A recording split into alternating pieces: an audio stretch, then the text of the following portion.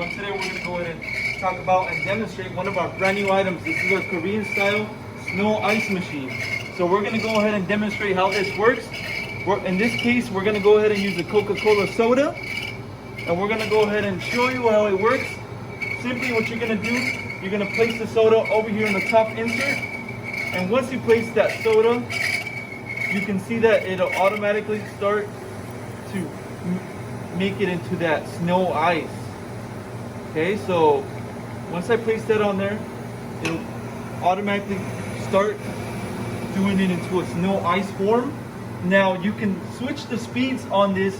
If you want it to go faster, you can switch it over here on the control that's located on the side, or if you want it to go slower, you can do that as well. Okay, so this is going to be a demonstration on how this item machine works using a Coca-Cola soda. So let me just wait for it finish, and I'll give it a taste.